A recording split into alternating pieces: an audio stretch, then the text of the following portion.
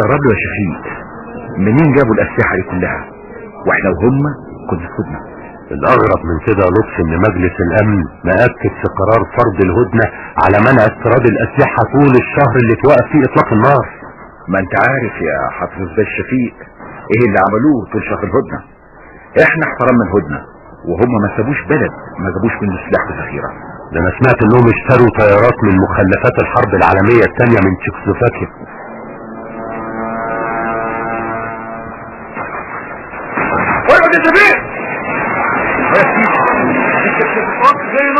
يا سلام لو عندنا مدافع مضادة للطيارات. برافو برافو، عساكرنا بيضربوا عليها بالرشاشات. اهم المره الجايه لازم نوقعها.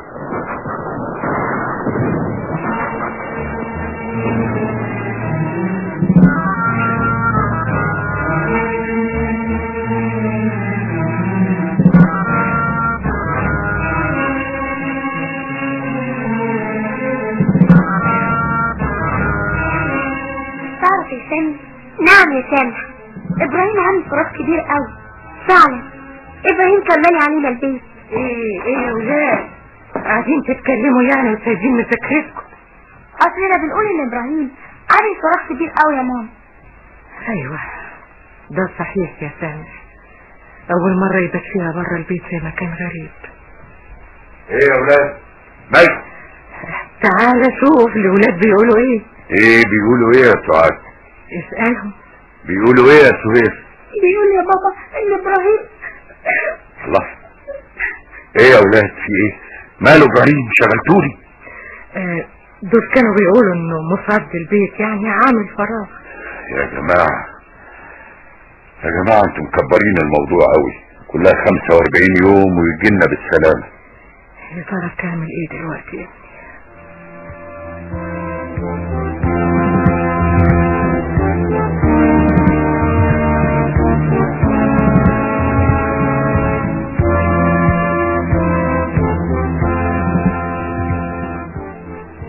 اسمع طلبة، الطالب ابراهيم الرفاعي يجمع عند قائد سرايا الطلبة. يا ابراهيم ده الميكروفون بينادي عليك. ايوه فاهم. ايه انت عملت حاجة؟ ابدا، هعمل ايه يعني؟ هو زي ما انت شايف من الحصة للطابور ومن الطابور للحصة. امال قائد الطلبة عاوزك ليه؟ دلوقتي اعرف، وزي ما بيقولوا خبر النهارده بفلوس. طيب هسيبك دلوقتي تروح المكتب، ولما ترجع تبقى تقول لي على اللي حصل، احسن انا مش مطمن ابدا.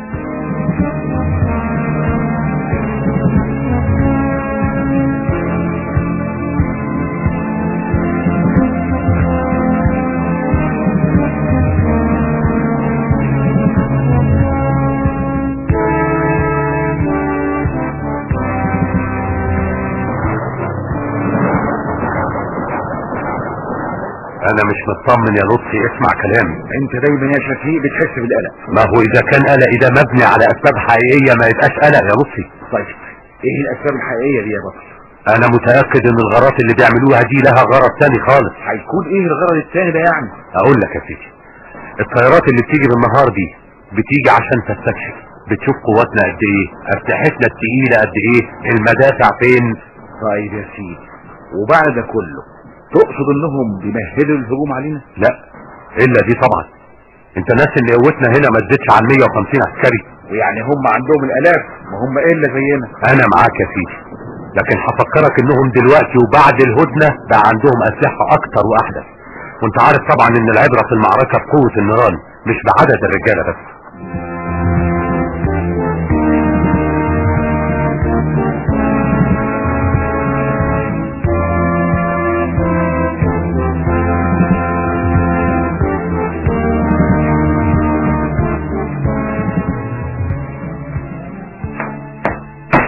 الطالب ابراهيم الرفاعي يا فندم. طيب يا شويش، اتفضل انت. حاضر يا فندم.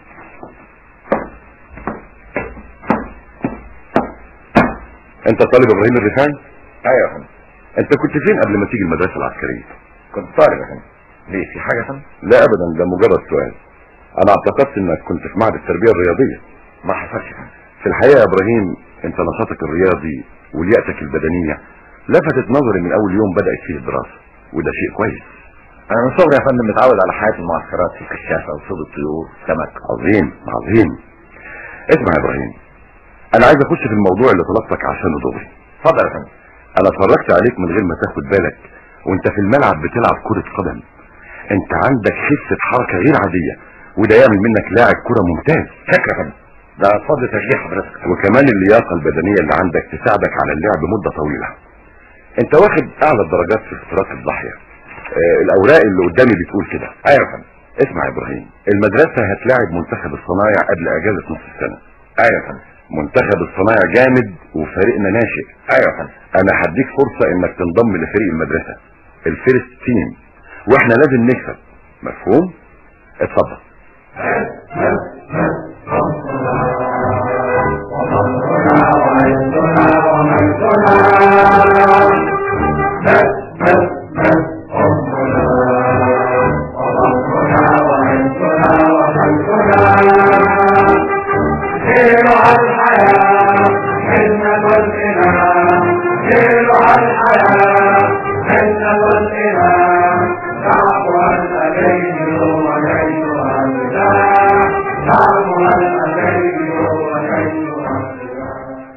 هات يا سمير الجواز. هو انت عاوز تقراها قبلي؟ استني بس يا سمير هات الجواب تشوف امك الاول. حاضر يا بابا. اتفضل يا ماما الجواب اهو. اقرا يا سعاد. بيقول ايه ابراهيم؟ مش ممكن يا سمير اقدر اوصف لك سعادتي الحياه الجديده. صحيح احنا بنصحى الفجر وبنفضل طول النهار في حصص الطوابير لغايه الساعه 10 بالليل، لكن الحياه هنا كلها خشوع، كلها رجوله. تعرف يا سمير، الصوره اللي كانت عندي عن العسكريه اتضح انها مظبوطه 100%. انا مخلي المفاجاه لغايه اخر الجواب وهقولها لك. ان انا انضميت لفريق كره القدم بتاع المدرسه، وبنعمل تدريب كل يوم بعد الظهر عشان هنخش تحدي مع مدرسه الصنايع الخميس الجاي. سلمني على بابا وعلى ماما حبيبتي عشان خالص واكلها وحشني قوي. لا معلش، لما اطلع الاجازه بقى هكده توكلني من ايديها الحلوه. على فكره متنساش تسلمني على سامي وسامح وسهير. الى اللقاء. الله يمسيك بالخير. والله وحشتنا يا ولد. انا جات لي فكره ان انا مدهش. فكره ايه يا سامح انت راخر؟ احنا في ابراهيم اللي وحشنا ولا في افكارك المدهشه؟ ما هي الفكره اللي هقولها بخصوص ابراهيم. ايه هي بقى يا سيدي؟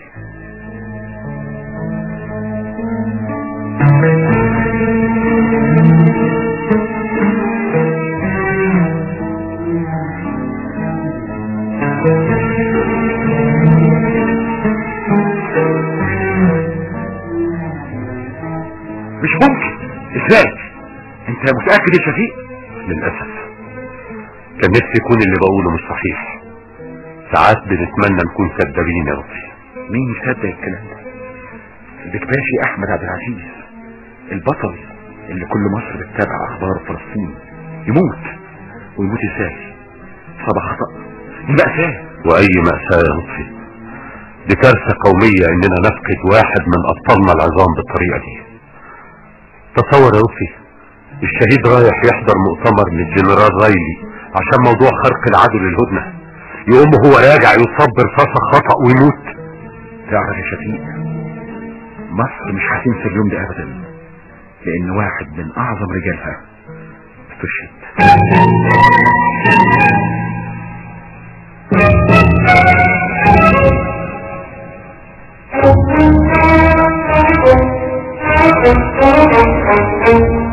مصر العظيمة عمرها ما بتنسى ابنائها العظام اللي عمرهم ما بيخلوا فيهم بدمهم عليها. مصر دايما بتضم ولادها اللي فادوا حياتها بدمائهم، بتضمهم في حنان وحب، بتحطهم في حماية ضلوعها، لان الام العظيمة عمرها ما بتنسى ولادها المخلصين.